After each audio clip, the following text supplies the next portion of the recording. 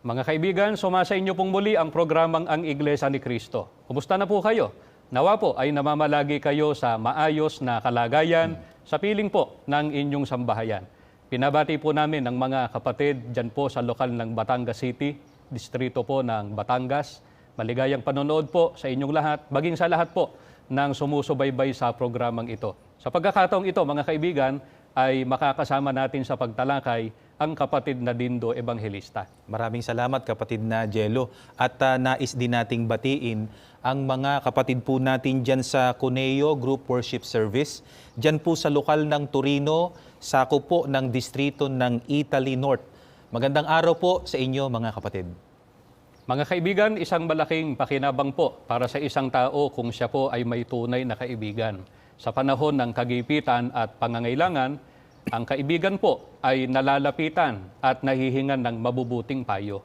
Ang kanyang payo po ay karaniwan ng pinagtitiwalaan sapagkat ang isang tunay na kaibigan ay nagmamalasakit. Hindi po siya papayag na mapariwara ang kanyang kaibigan.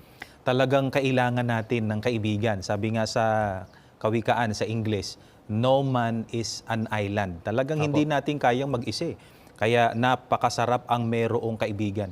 Pero ang higit po sa lahat, mga mahal naming taga-subaybay na malaking biyaya at pagpapala na ituring tayo ng Panginoong Diyos na kanyang kaibigan. Siya po ang makapangyarihan sa lahat at nasa kanya ang lahat ng ating kailangan. Kapatid na Dindo, ayon po sa Biblia, paano po ba magiging kaibigan ng Panginoon Diyos ang tao? Meron na po bang naging kaibigan ng Diyos nung una? At paano po siya naging kaibigan ng Diyos na makapangyarihan sa lahat? Yung mga tanong po ng kapatid na Jello, ang iisa-isahin po nating sagutin. Babasahin po natin ng nakasulat dito po sa Santiago, sa 2, ang talata po ay 23. Natupad ang sinasabi ng kasulatan. Si Abraham ay sumampalataya sa Diyos. At dahil dito, siya'y ibinilang na matuwid. Ang tawag sa kanya ng Diyos ay ang kaibigan kong si Abraham. Napansin po ba ninyo? Ang tawag niya ng Panginoon Diyos kay Abraham ay ang kaibigan kong si Abraham. Ano po ba ang katangian ni Abraham? Bakit ganon ang pagtuturing ng Panginoon Diyos sa kanya? Ayon po sa ating binasa, siya po ay sumampalataya sa ating Panginoon Diyos. At dahil doon, siya po ay ibinilang na matuwid. Kapatid na Dindo, paano po nahayag ang pananampalataya ni Abraham sa Panginoon Diyos? Kaya ibinilang siyang matuwid at tinawag po na kaibigan ng Diyos. Pakinggan po ninyo at ganito po ang ating mababasa dito po sa Genesis sa 12, 1:4 hanggang 5. Sinabi ni Yahweh kay Abram, lisanin mo ang iyong bayan, ang tahanan ng iyong ama at mga kamag-anak, at pumunta ka sa bayang ituturo ko sa iyo. Sumunod nga si Abram sa utos ni Yahweh. Nilisan niya ang Haran noong siya'y 75 taon. Isinama niya ang kanyang asawang si Sarai at si Lot na pamangkin niya. Dinala niyang lahat ang kanyang mga alipin at kayamanan at nagtungo sa Kanaan. Nahayag po ang pagsampalataya ni Abraham sa ating Panginoon Diyos sa pamamagitan po ng kanyang pagiging masunurin sa ating Panginoon Diyos, na yung pagsunod ni Abraham, kapatid na Jello, sabi doon sa ating binasa, ay pagsunod na walang pasubali. Pag sinabing walang pasubali, wala nang bulong-bulong o reklamo o anumang reserbasyon, di ba kapatid na Jello? Apo. Nang siya ay utusan ng Panginoon Diyos na lisanin ang kanyang bayan, ang tahanan ng kanyang ama at mga kamag-anak, ay wala ngang pasubali siyang sumunod kahit hindi niya alam kung saang bayan yun, yung itinuturo ng Panginoon Diyos sa kanya at kung ano po ang magiging kapalaran niya roon. Hindi po niya kinwestiyon ang naging pasya ng ating Panginoon Diyos sa kanya na siya ay umalis sa dako kung saan establisado na ang kanyang buhay at pamumuhay. Kasi para kay Abraham, kapatid na Jello at mga kaibigan, ang Diyos ang nag-uutos, kaya agad tumalima siya. Paano pa po nahayag, kapatid na Dindo, ang pagiging masunurin ni Abraham sa atin pong Panginoon Diyos? Pakinggan po naman ninyo at ganito naman ang nakatala dito po sa Genesis sa 22 sa 1 hanggang 13. Ganito ang nakasulat. Pagkalipas ng ilang panahon, sinubok ng Diyos si Abraham. Tinawag siya ng Diyos at tumugon naman siya. Sinabi sa kanya, isama mo ang pinakamamahal mong anak na si Isaac at magpunta kayo sa lupain ng Moria. Umakyat kayo sa bundok na ituturo ko sa iyo at ihandog mo siya sa akin. Kinabukasan, maagang bumangon si Abraham at sumakay sa asno kasama si Isaac at ang dalawang aliping lalaki. May dala silang kahoy na panggatong. Matapos ang 3 araw na paglalakbay, natanaw nila ang dakong kanilang patutunguhan. Kaya't sinabi ni Abraham sa kanyang mga alipin, bantayan na ninyo rito ang asno at kami na lamang ni Isaac ang magtutuloy.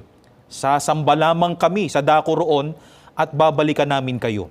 Ipinapasan ni Abraham kay Isaac ang kahoy na panggatong. Dala naman niya ang apoy at patalim at magkasama silang lumakad. Tinawag ni Isaac ang pansin ng ama. Ama, ano iyon anak? Tugong patanong ni Abraham. Meron na tayong apoy at panggatong, ngunit nasaan ang korderong ihahandog? Tanong ni Isaac. Sumagot si Abraham, anak, ang Diyos ang magbibigay niyon sa atin. Kaya't nagpatuloy sila sa paglakad. Pagsapit nila sa dakong itinuro ng Diyos, gumawa ng dambana si Abraham. Inayos niya sa ibabaw nito ang panggatong at inihiga si Isaac matapos gapusin. Nang sasaksakin na niya ang bata, tinawag siya ng anghel ni Yahweh at mula sa langit ay sinabi, Abraham, Abraham, huwag mong patayin ang bata, huwag mo siyang saktan. Naipakita mo nang handa kang sumunod sa Diyos sapagkat hindi mo ipinagkait sa Kanya ang kaisa-isa at pinakamamahal mong anak. Paglingon niya'y may nakita siyang isang lalaking tupa na ang mga sungay ay napasabit sa mga sanga ng kahoy. Ito ang kinuha ni Abraham at inihandog kapalit ng kanyang anak. Mga kaibigan, isa na naman pong katunayan ito ng pagiging masunurin ni Abraham sa ating Panginoon Diyos. Ayon po sa ating binasa, hindi ipinagkait ni Abraham sa Diyos ang kaisa-isa niyang anak na si Isaac nang iutos po ng Panginoon Diyos sa kanya na ihandog si Isaac. Hindi siya nagdalawang isip di ba kapatid na Jello? Opo. Sa utos ng Panginoon Diyos, tinalima niya agad yun nang walaan niyang pasubali at walang alinlangan. Kaya naman, itinuring at tinawag siya ng Panginoon Diyos ang kaibigan kong si Abraham. Ang totoo po, kapatid na Dindo, kahit na napakahirap po sa panig ni Abraham nang ipinagagawa sa kanya ng Panginoon Diyos, dahil isipin po natin, batay po doon sa talatang binasa po ninyo, siya mismo ang papatay sa kanyang anak na si Isaac para po ihandog niya sa ating Panginoon Diyos. Kasi noon, nung panahon ng bayang Israel, ang paghahandog ganun talaga Opo. Ang inihahandog, karaniwan ay hayop. Tapos yung maghahandog, siya ang papatay doon sa inihahandog niya. Pero sa pagkakataong ito, ang ipinahahandog ng Panginoon Diyos kay Abraham para masukat yung kanyang pagiging masunurin, yung kanyang Mismong anak po niya, Oo, at si Isaac. si Abraham nga ang mismong papatay sa kanyang anak na si Isaac. Opo. Napakasakit po nun at napakabigat sa damdamin ng isang magulang, kapatid na Dindo. Matinding pagsubok ito, doon po sa tagpong yun, napatunayan ni Yan. Abraham Oo. ang kanyang pagiging masunurin. Dahil po doon sa pagiging masunurin ni Abraham sa Panginoon Diyos, ano-ano po yung mga pagpapala na ipinagkaloob ng Diyos kay Abraham? Pakinggan po ninyo mga kaibigan. At ganito po ang ating mababasa. Itutuloy lamang po natin yung Genesis 22, dito naman sa 15 hanggang 18. Mula sa langit, nagsalitang muli kay Abraham ang anghel ni Yahweh. Wika nito, akong si Yahweh ang nangangako sa iyo, yamang hindi mo ipinagkait sa akin ang kaisa-isa mong anak, pagpapalain kita. Ang lahi mo'y magiging sindami ng bituin sa langit at ng buhangin sa dagat. Lulupigin nila ang mga lunsod ng kanilang mga kaaway. Sa pamamagitan ng iyong lahi, pagpapalain ang lahat ng bansa sa daigdig, sapagkat ikaw ay tumalima sa akin. Dahil po sa walang pasubaling pagsunod, ano po nangyari? Ipinagkaloob ng Panginoon Diyos kay Abraham at sa kanyang lahi ang ibayong pagpapala. So dapat nating mapansin, kapatid na Jello, hindi lang yung mismong sumunod ang pinagpapala ng Diyos eh. Opo. Nadamay na pati yung kanyang buong lahi, pati sila pagpapalain ng ating Panginoon Diyos. Kaya mga mahal po naming mga taga-subaybay, napakasarap po talagang maging kaibigan ng Diyos.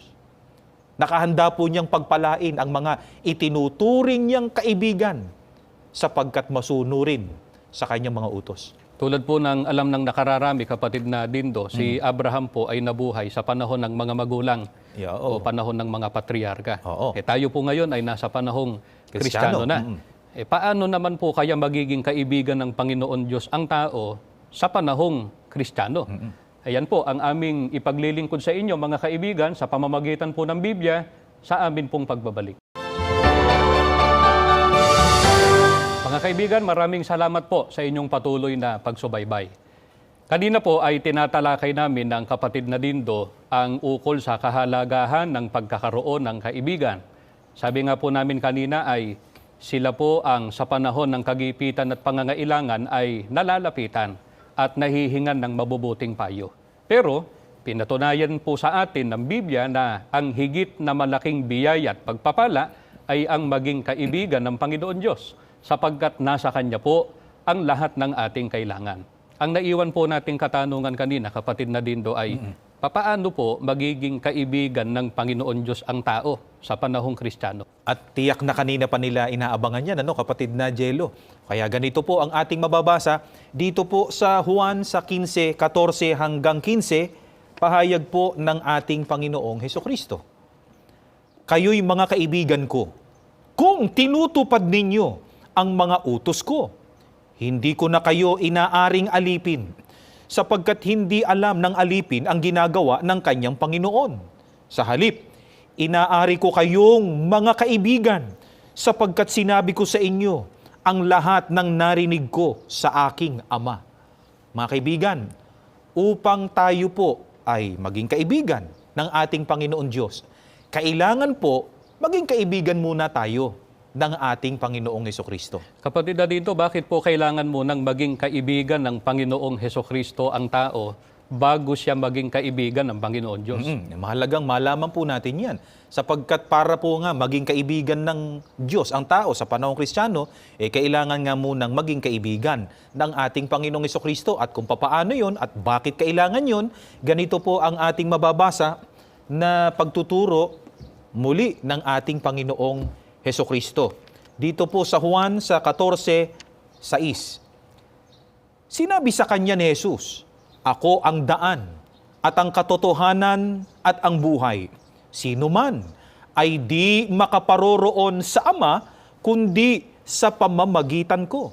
Mga kaibigan, napakahalaga po na maging kaibigan muna tayo ng ating Panginoong Hesukristo. Kung bakit? Sapagkat niliwanag po niya rito na walaan niyang sino mang makaparoroon sa Ama o sa ating Panginoon Diyos, kundi sa pamamagitan lamang niya. Kaya inuulit po namin, hindi maaaring maging kaibigan ng Diyos ang tao kung hindi muna niya magiging kaibigan ang ating Panginoong Hesukristo. Kapatid na Dindo, sino po kaya ang kinikilala ng Panginoong Hesukristo na kanyang kaibigan? Gaya nga ng sinabi ng Panginoong Hesukristo kanina, di ba? Doon sa talatang binasa natin, doon sa Juan 15, 14 hanggang 15, ang sabi doon ng Panginoong Hesukristo, kayo mga kaibigan ko kung tinutupad ninyo ang mga utos ko. Kaya mga kaibigan, kung naalaala pa po ninyo, si Abraham, kaya tinawag ng Panginoon Diyos na kanyang kaibigan dahil sa kanyang walang pasubaling pagsunod sa ating Panginoon Diyos. Kaya yayamang ang sinasabi o itinuturo ng Panginoong Hesukristo, lahat yun, narinig niya mula sa Ama o sa ating Panginoon Diyos. Ang sabi nga inari ko kayong mga kaibigan sapagkat sinabi ko sa inyo ang lahat ng narinig ko sa aking Ama, kaya ang sumusunod sa mga ipinag-uutos ng ating Panginoong Hesukristo, kaya ituturing nga niyang kaibigan, ay pagsunod din po sa ating Panginoon Diyos, sa kanyang mga utos. Kaya ituturing din po sila na kaibigan ng ating Panginoon Diyos. Ano po ba ang isa sa mahahalagang utos ng ating Panginoong Hesukristo na kung susundin po ng tao, ay magiging kaibigan siya ng Panginoong Hesukristo? Mahalagang sundin po natin ito. Tandaan po ninyo, Ang kondisyon kasi, kailangang sumunod tayo sa ating Panginoong Sokristo. At kapag sinunod natin ang ating Panginoong Sokristo, magiging kaibigan niya tayo at magiging kaibigan din tayo Panginoon Diyos ng po. Panginoon Diyos. Ganito ang atin pong mababasa dito po sa Juan, sa 10, at ang talata po ay 9. Ganito po ang nakasulat. Ako ang pintuan. Ang sino mang taong pumasok sa loob ng kawan sa pamamagitan ko ay maliligtas. Mga kaibigan, ang pahayag pong ito, inuulit po namin, pahayag ng ating Panginoong Hesukristo. Napakahalaga po na yun ay ating sinusunod para maging kaibigan niya tayo. Ang utos po ng ating Panginoong Hesukristong ito, hindi lang para maging kaibigan ng ating Panginoong Hesukristo, kundi para ikapagtamo po ng tao ng kaligtasan sa araw ng paghukom.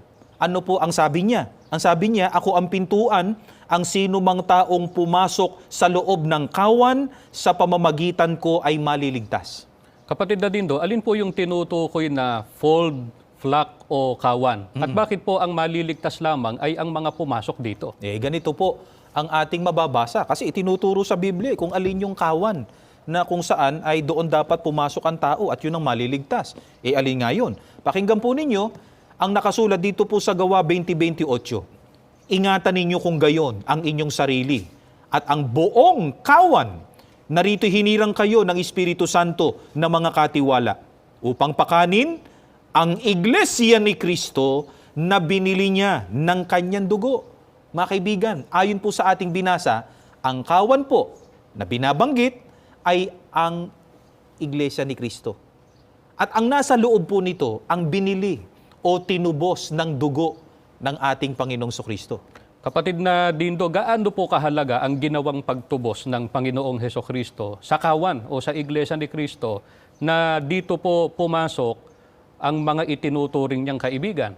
No, pakinggan po ninyo at ganito yung sagot sa tanong po ng kapatid na Jello dito po sa Roma sa 5:8 hanggang 10. Ganito nakasulat. Ngunit ipinadama ng Diyos ang kanyang pag-ibig sa atin nang mamatay si Kristo para sa atin noong tayo'y makasalanan pa. At ngayong napawalang sala na tayo sa pamamagitan ng kanyang dugo, lalo ng tiyak na maliligtas tayo sa poot ng Diyos sa pamamagitan niya. Dati, tayo'y mga kaaway ng Diyos. Ngunit ngayon, tinatanggap na niya tayong mga kaibigan, alang-alang sa pagkamatay ng kanyang anak. Kaya't tiyak ang pagkaligtas natin sa pamamagitan ng pagiging buhay ni Kristo. Mga kaibigan, ayon po sa ating binasa, dahil anya sa ginawang pagtubos ng ating Panginoong Sokristo, yun anyang mga dating kaaway, tinanggap na ng ating Panginoon Diyos bilang kanyang mga mga kaibigan. Sino sila? Sila nga yung tinubos. Sila po ang nasa kawan at ang pangalan, Iglesia ni Kristo. Mga mahal po naming taga-subaybay, tulad po ng pinatunayan sa atin ng Biblia kanina, isang napakadakilang biyaya po ang maging kaibigan ng ating Panginoon Diyos. Makakamit po ito kung tayo ay kaanib sa Iglesia ni Kristo na nagpapatuloy sa pagsunod sa mga kalooban ng ating Panginoon Diyos. At iyan nga po ang patuloy na itinuturo sa amin ng amin pong tagapamahalang pangkalahatan, ang kapatid na Eduardo V. Manalo, na magpatuloy sa mataas na uri ng pagtupad ng mga kalooban ng ating Panginoon Diyos sa kabila po nitong mga pagsubok na nasasagupa po natin sa araw-araw. Kapatid na Dindo, mabuti po ay ipaglingkod natin sa ating mga taga-subaybay yung tungkol po sa sinabi nyo kanina na pagmamalasakit sa atin ng ating namamahala. Pakinggan po ninyo mga kaibigan ng isa sa mga kalooban ng Diyos na laging itinuturo at ipinapaalaala sa amin ng aming namamahala, lalo na sa ating mga pagdalo sa pagsamba.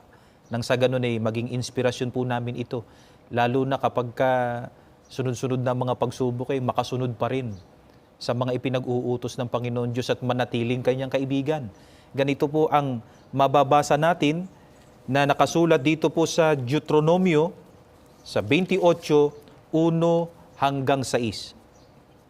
Kapag dininig ninyo ang tinig ni Yahweh at sinunod ang kanyang kautusan magaganap nga sa inyo ang mga pagpapalang ito kung susundin ninyo ang kanyang mga utos.